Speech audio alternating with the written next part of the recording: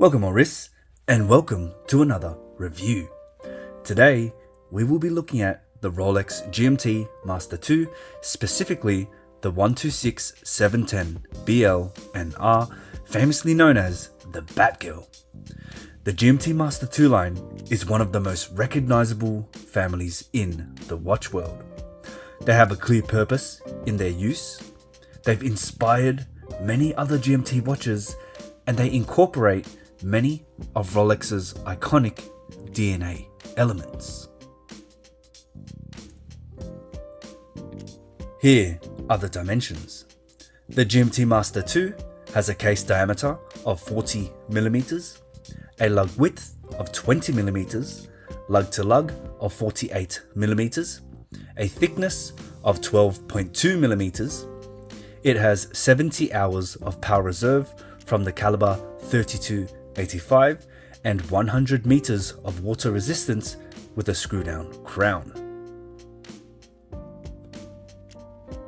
Looking at the case, it's instantly recognizable with the familiar sub-style case. There are some subtle differences in the lugs and crown guards, but it's undeniably a Rolex.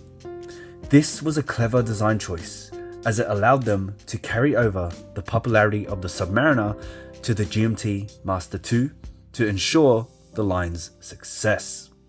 The case itself is quite simple, with no bevels or facets. It has brushed on the top side of the lugs, polished crown guards, and polished sides with a slab profile. The transitioning lines are very sharp and help to emphasize the shape of the watch, creating a very imposing sensation. All of these elements give it a boxy, masculine aesthetic, but it does come with its drawbacks. The profile of the watch is very straight. The base of the case has little to no curve and struggles to contour to the wrist. They do, however, try to remedy this through the bracelet. In this particular piece, we get a Jubilee bracelet, possibly one of their best and a fan favorite. In comparison to the case, the bracelet is quite intricate. It features a 5-link construction with wider brushed flanking links which flow well from the lugs, and we get slimmer polished inner links. Unlike the flat case, the links of the Jubilee are curved and have no trouble catching light, giving it a more flashy and dressy appearance. They're also shorter than the Oyster bracelet links, allowing it to wrap around the wrist with ease. The Jubilee will also hide scratches a lot better than the Oyster due to the lower surface area and curved profile. The clasp is a simple Oyster lock clasp with an easy link extension, and it does feel a little bulky in comparison to the Jubilee bracelet. Now, what I love about these modern Jubilee bracelets are the end links and how they meet the case. The way the end links are constructed create an integrated look and feel.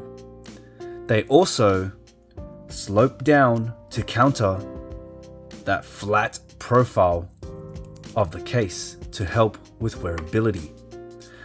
In isolation, the case and bracelet don't seem to mesh together, but there's an element that ties everything together nicely, and it's probably the most important component of the watch, and that's the bezel. The design and construction of the bezel masks the simplicity of the case and creates a perfect point of flow to the Jubilee. Here, we get a bicolor ceramic bezel, and in this case, we get black and blue, giving it the Batgirl or Batman name. The color choice here is fantastic. The black maintains a simple and classic feel, while the blue adds a pop of color that isn't too bold. The teeth of the bezel are polished on the top surface, which work well with the polished center links of the Jubilee. The bezel markings and numerals are spaced out nicely in a large font for increased legibility, but also match the tight-knit construction of the Jubilee bracelet. A busy bezel for a busy bracelet.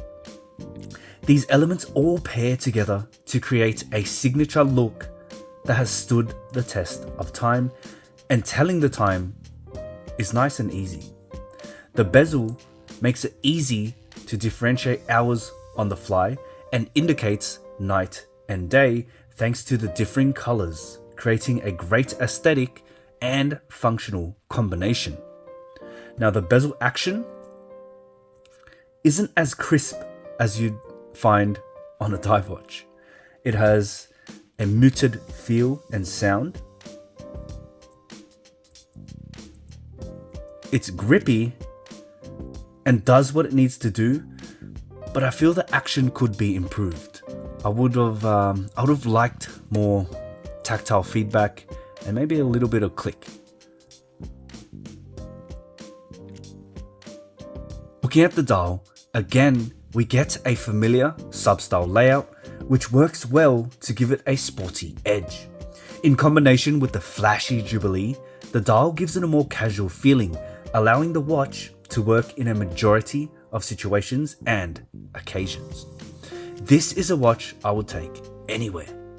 The dial is nothing fancy, but it doesn't need to be. Just like the case, it's simple with a classic black finish. This helps to highlight the main feature of the watch, the bezel and the GMT hand, which stands out against that black canvas.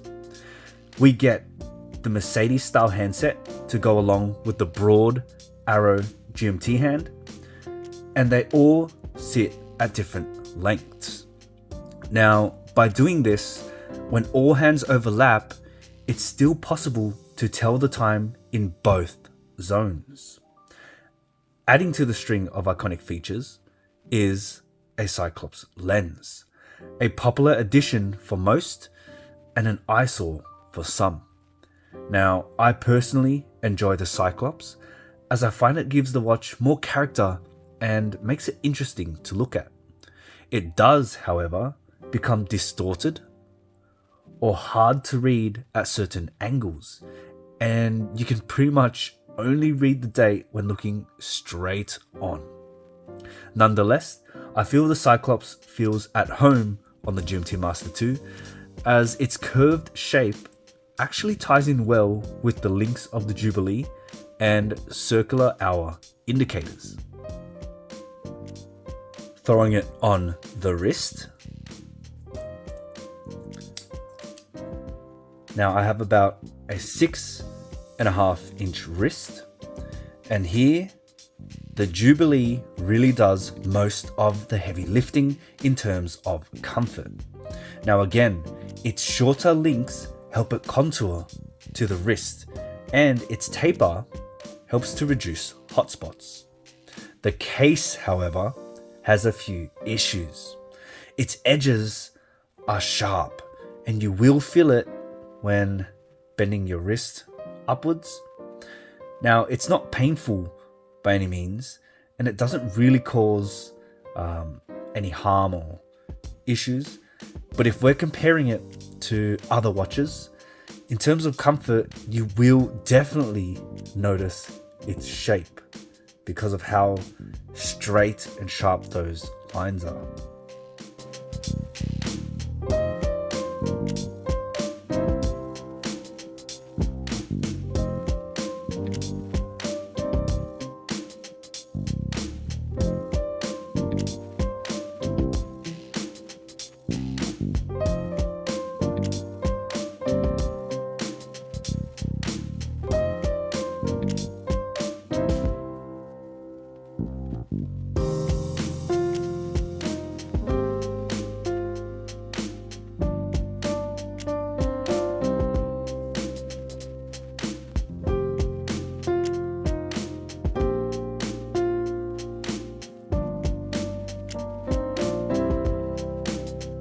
In terms of function, the GMT Master 2 is a pretty loaded watch. It's obviously not the most complicated watch, but it has everything most people would need.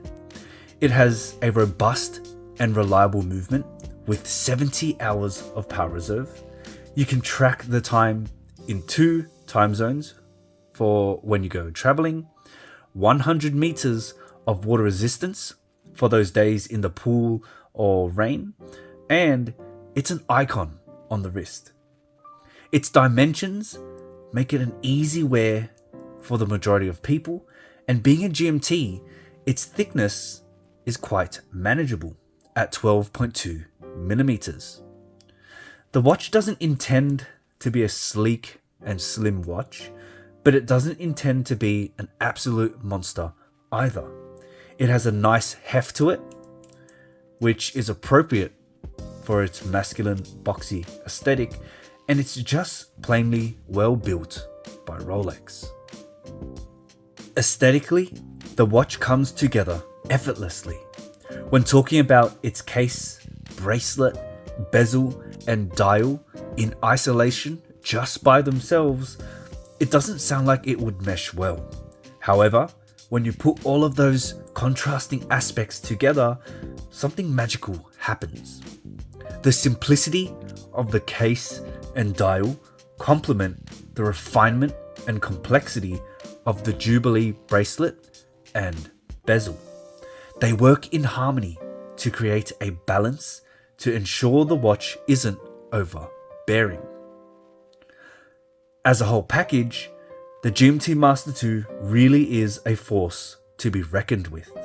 Its imposing looks have made it an icon in the watch world, and its purpose-driven functionality make it an incredible timepiece. This really could be your only watch. Thank you for watching the video. If you liked it, give it a thumbs up and consider subscribing for more watch content. I'll see you in the next one.